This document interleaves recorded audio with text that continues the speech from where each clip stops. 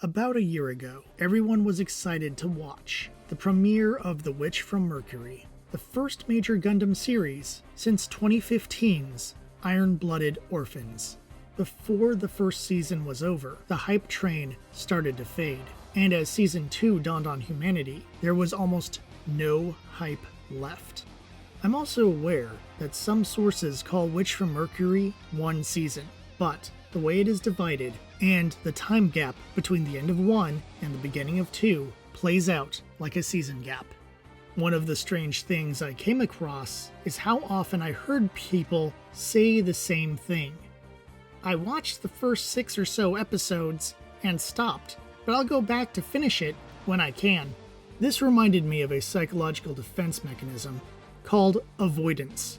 This is a phenomenon where people avoid thoughts or feelings that are uncomfortable, or exhibit behaviors where the person avoids people, places, or situations associated with uncomfortable thoughts or feelings. In other words, people avoid things that cause psychological pain. I bring this up because it can apply to entertainment as well. If a person enjoys a show, they will binge it if possible. However, if a person does not enjoy a show, then it is likely to be avoided, if not skipped entirely.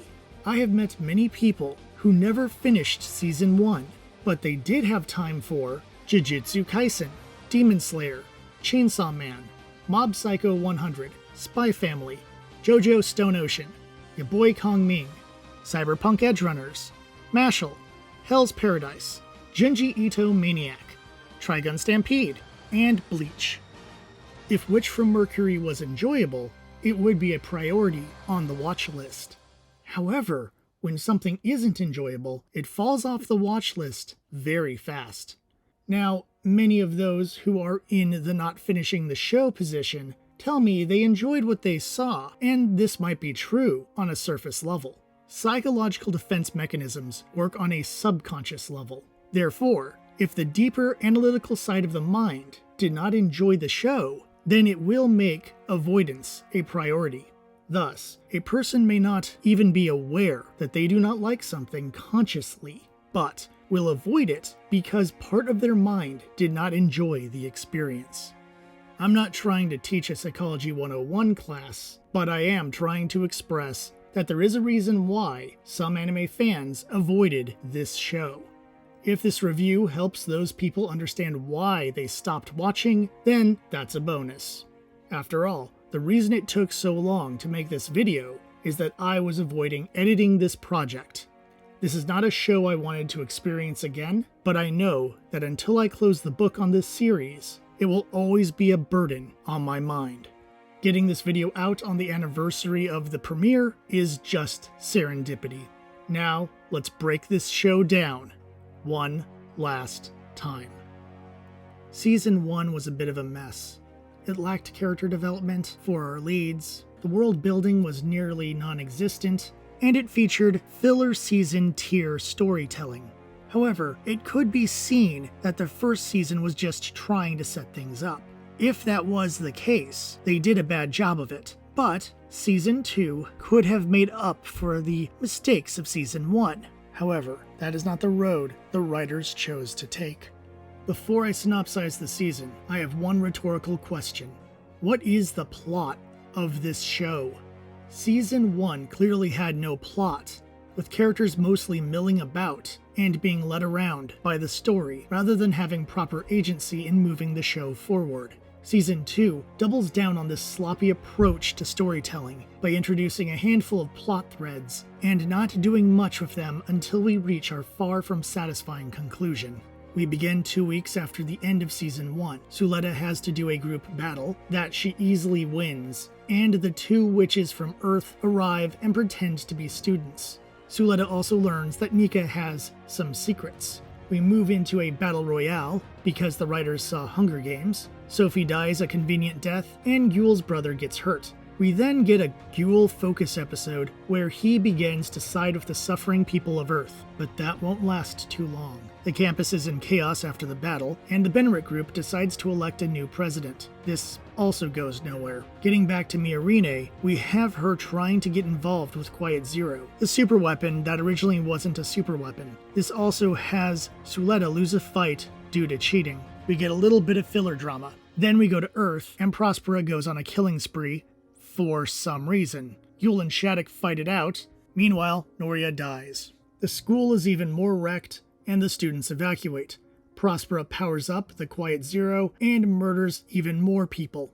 The team goes off to fight Quiet Zero, Yul battles his brother for vague reasons, and a second super weapon is introduced. The ending is highly disappointing, with Prospera getting off scot-free, Shattuck going to jail, and no major character development. The fact that all episodes can be synopsized in 1 or 2 sentences shows just how little happens per episode. The lazy approach to storytelling makes the series a difficult watch, as it goes between nonsense and boring. One of the reasons why the storytelling doesn't work is that it is not character-driven. The plot moves the characters, rather than the characters moving the plot. For example, Miorine, who in Season 1 wanted to be nothing like her father, is rushed through this story to become just like her father. There is no major character reason for this, it just happens. Another plot forcing things forward is how the Calibarn and Demi Barding get introduced out of nowhere when they are needed. A good example of character-leading story would come from Demon Slayer. In the series, Tanjiro's sister is turned into a demon, and a Slayer goes after her. Tanjiro protects his sister, which impresses the Slayer, who introduces Tanjiro to the Demon Slayer Corps. This starts Tanjiro on a road of training and battle in order to cure his sister. All the actions are his choices, giving Tanjiro agency. If the plot led the character, then a Demon Slayer would have shown up at his house and trained him because the story needs Tanjiro to be a Demon Slayer. He wouldn't have choices that show his inner character, nor would he have struggles in training or battle because he has to win so that the story can continue. The behavior of a character should guide how the story goes. The choices made by the character should have impact on their world, and the results will inform how they face the next difficult challenge. When you take the sloppy approach of letting the plot lead the characters, you end up with things like Rise of Skywalker, the recent Marvel films, and Rings of Power.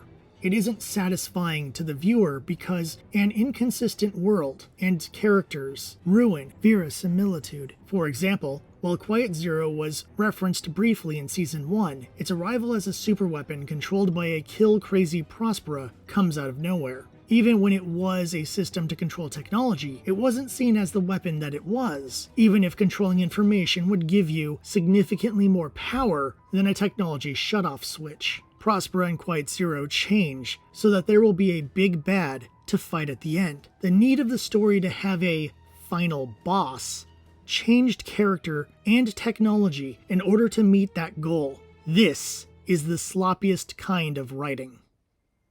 While the plot is haphazard at best, it is not the only aspect of bad writing in this series. The world building in Witch from Mercury is a mess. While Gundam series tend to be a bit loose with how technology works, it is usually consistent with how technology functions. This series tries a different approach, where technology is not only vague in how it works, but its functionality will change from person to person with no reason. In Prologue, we are shown the Gund tech, where cybernetic limbs can be produced. Somehow this technology is also used for making Gundams. The Alea Vignana technology from Iron-Blooded Orphans set up Gundams needing a connection between pilot and machine. Thus, perhaps that is how Gundams work in WFM. If that was the case, it would make Eri unique, as she can control the system without a personal connection. Once we get to the main series, however, we learn that is not the case. As it turns out, a Gundam just uses deadly levels of permit particles. Somehow these particles make the machine better than those that don't use them. Thus, no connection is needed, which is our Gundam pilots. But as it turns out, anyone can be a Gundam pilot. Thus the title is just given to those who are forced to, or choose to, pilot these machines. Thus, It is an arbitrary title that just has to do with the job choice, rather than being a unique individual who can pilot a Gundam. Perhaps a witch is a person immune to or resistant to permit particles. Then why do some of them die when it is story convenient, while others get a little sick and move on? There is no consistency to the length of time a witch, or should I say, an ordinary person, can pilot a Gundam. More than that, if permit particles are a form of radiation, then the damage wouldn't just go away when you turn off the machine. Radiation poisoning stays with you, usually causing a number of major health issues. The thought put into the technology of Gundams in WFM is kindergarten level at best. On the topic of health issues, it also seems odd when getting rid of Gundams, which Cathedra did a bad job of, especially when you add in the manga side story, they also got rid of all the cybernetic limb technology. Somehow both technologies are closely linked, but it is never explained how. More than that, roughly 20 years later, and everyone seems to have forgotten about that tech. Perhaps this is because the Gund limbs use permit particles, and they would eventually kill those who use them. That's fine, but then shouldn't it be the choice of the disabled person to live a shorter life with mobility rather than a longer life with limited mobility? Yet, the Benerit Group throws away a major medical technology and everyone else just forgets about it until Miorine brings it back. A technology with that kind of life-changing potential would not go away. Someone would have kept it around and continued the research, either to help people or to get rich. Speaking of the Benerit Group, their role in the world seems unclear. In IBO, we have a good idea of what Galahorn does. Here, we have a cabal of business people that seem to be the government until it is revealed they are not. They seem to be weapons manufacturers, but who do they sell their weapons to? It is obviously not Earth, it might be space, but we see the space military using the same kind of mobile suits. So why have so many different manufacturers making robots no one is buying? While it is likely each company controls other industries as well, they are throwing away millions if not billions of dollar bucks on giant robots that sit in warehouses. They also come off as very inept. As they did nothing to stop various rebellions, they have consistent infighting and very little authority as the space government just overrules them when they go too far. The writers had an opportunity to make a villainous organization like Romefeller from Gundam Wing, and they just dropped the ball like they did with everything else in this show. Lastly, there are the references to Shakespeare's The Tempest in this series. Prospera, Ariel, Calibarn, and probably the Data Storms seem to tie into the play.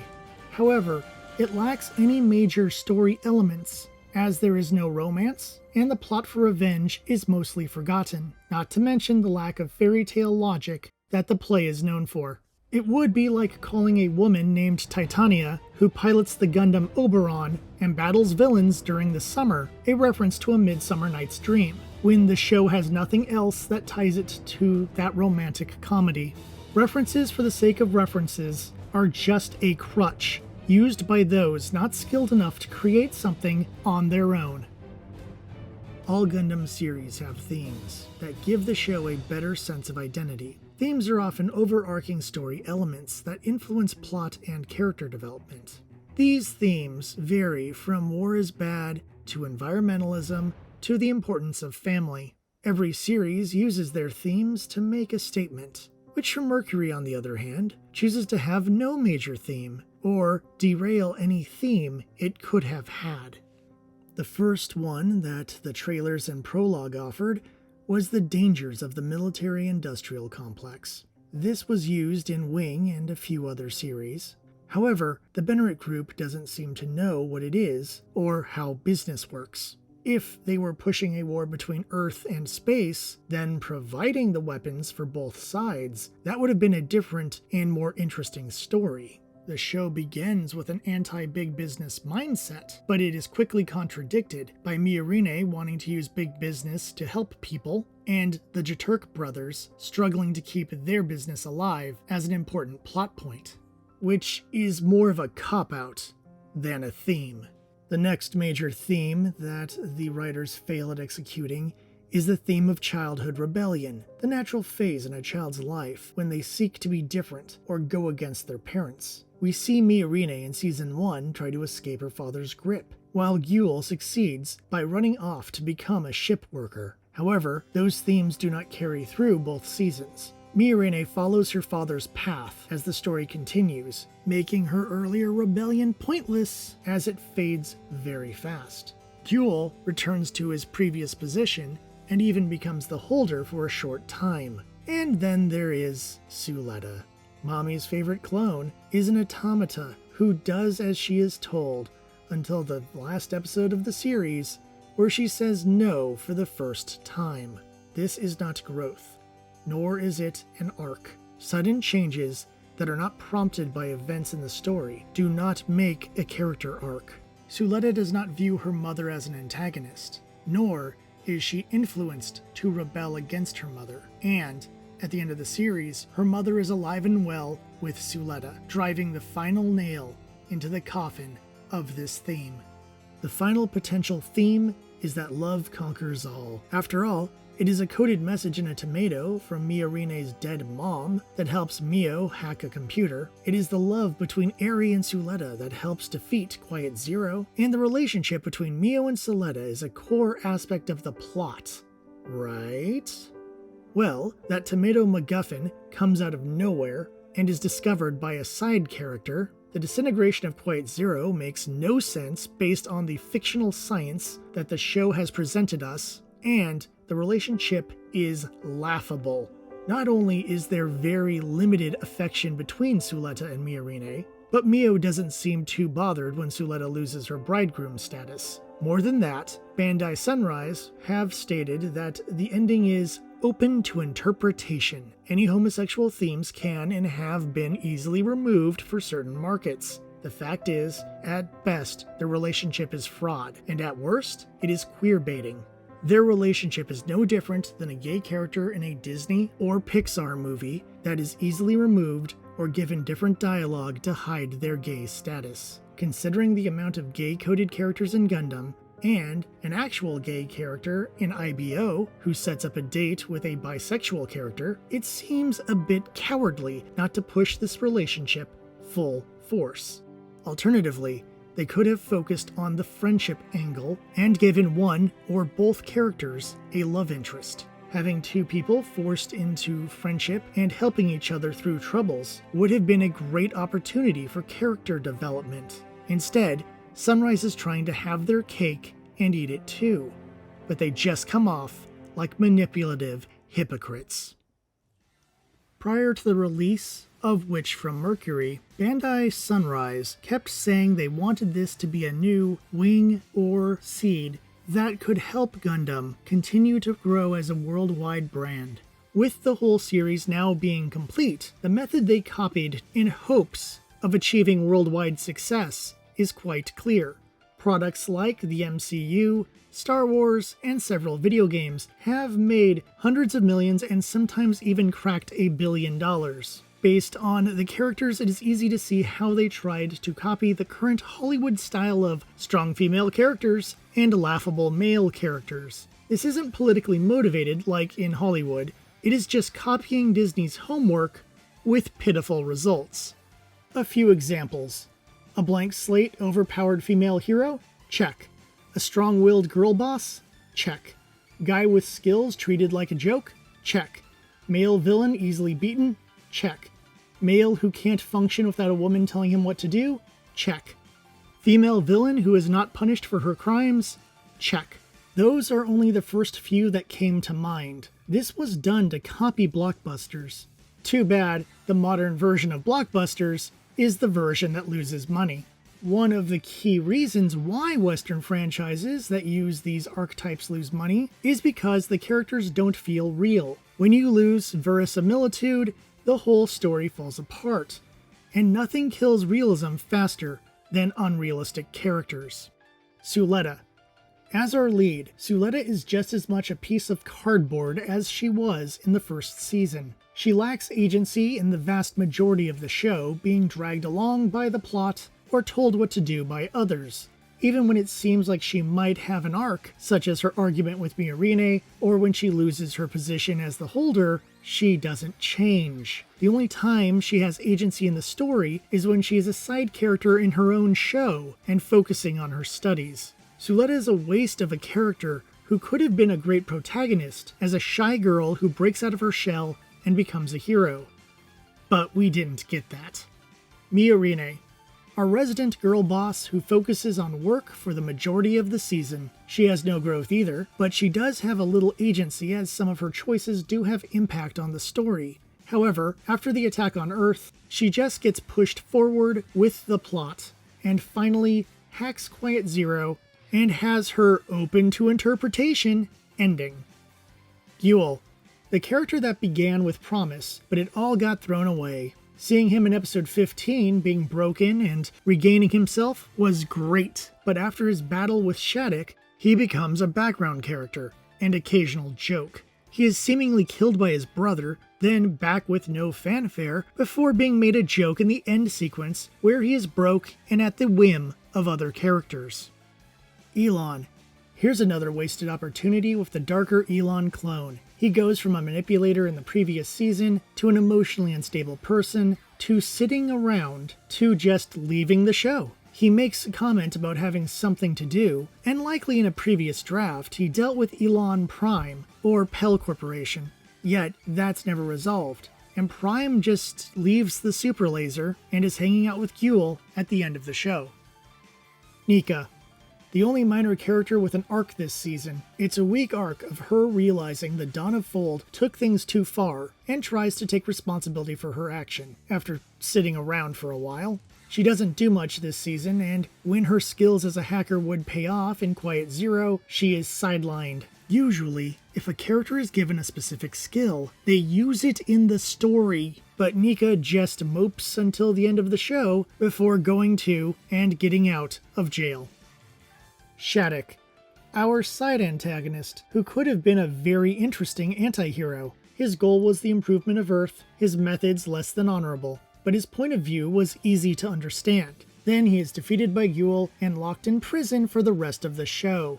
Not only that, he takes the blame for the crimes of a person he barely knows for no clear reason. Worse yet, his fate will set back Earth, as the Prince, his nickname, was a hero to many children, and those children get to learn that he is now a criminal responsible for thousands of deaths.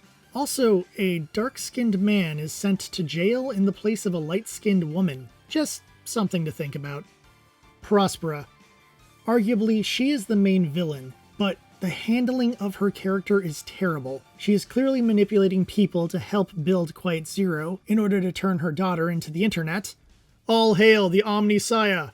But then, for no reason, she decides to go on a killing spree. Her desire for revenge against those who killed her family is long gone.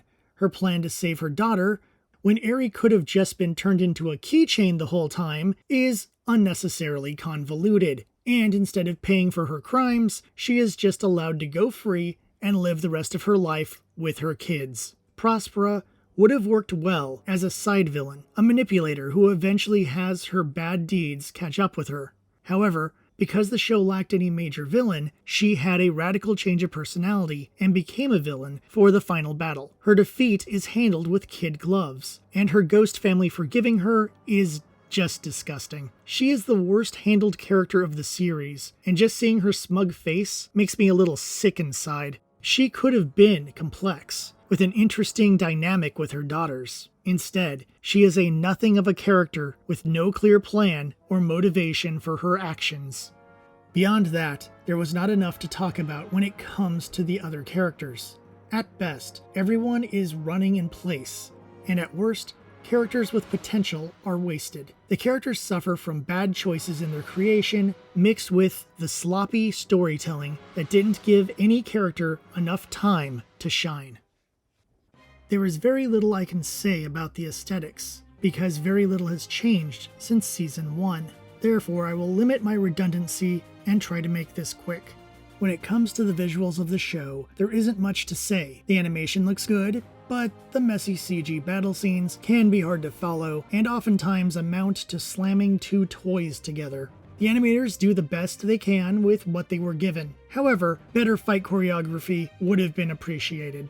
Then there is the background music, which ranges from really good to generic. Most soundtracks will have songs that aren't as good as others, so this is to be expected. Asking a composer to be Jerry Goldsmith, David Arnold, or James Horner, or in anime terms, Yoko Kanno, Sune Imahori, or Suzumu Hirasawa might be too much to ask.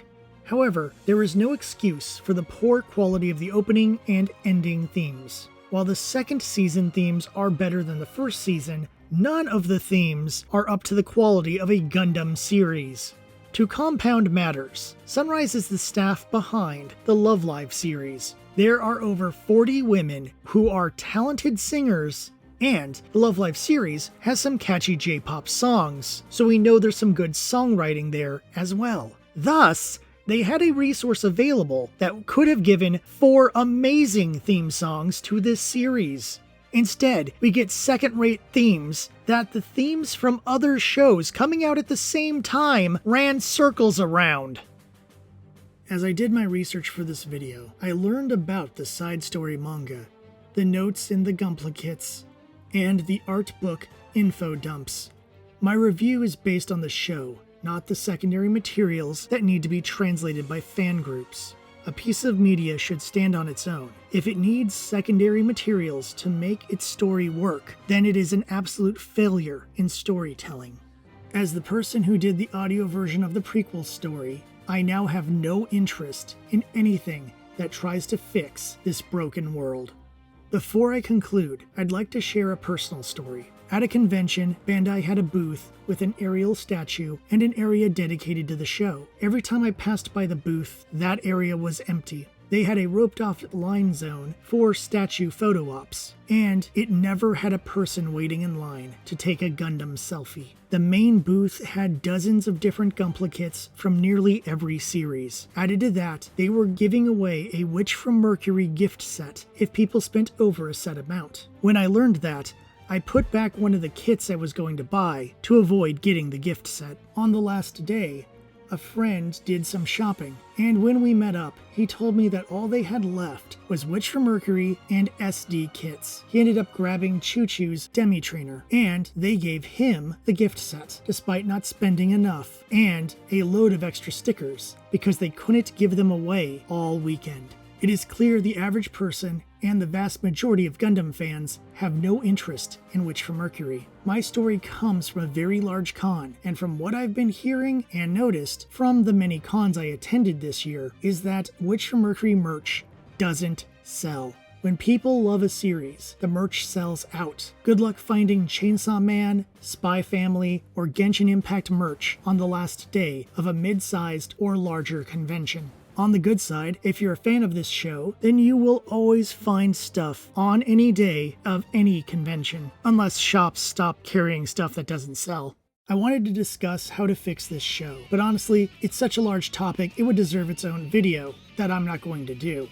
However, there are some simple things that could have been changed to improve this series. If they had taken the evil corporation path they looked to be doing with Prologue, that could have made a very interesting and different Gundam series. Alternatively, they could have kept the school element and then had war break out, so that the kids go from playing war games to facing the reality of war. Finally, they could have done a series where a spoiled rich kid like Yule or Miorine finds themselves trapped on Earth, learn the plight of the people, and fight alongside them against the oppressors. However, no matter which story path they could have chosen, it would mean nothing if the story wasn't thought out and the characters were still bland. Honestly, the best advice I could have given Sunrise is to fire everyone in the writer's room and hire new people who actually know what they're doing.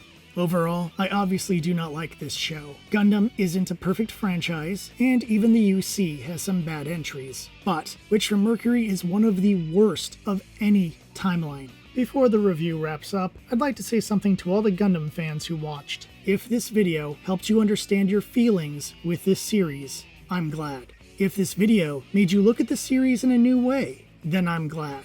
If you disagree with me, then I am glad you made it this far. This video is not an argument against the show, but an explanation of why this is below acceptable standards. Hopefully Sunrise and Bandai will make a better series next time. Thankfully, there are plenty of great Gundam series out there. Perhaps I'll cover some of them in the future. This has been quite the journey for me, and it took a long time before I was ready to make this video. I'm grateful I got this Herculean task complete, and I'm looking forward to working on more videos based on better media. Thank you to everyone who subscribed, and to all those who supported me during the endeavor that was The Witch from Mercury.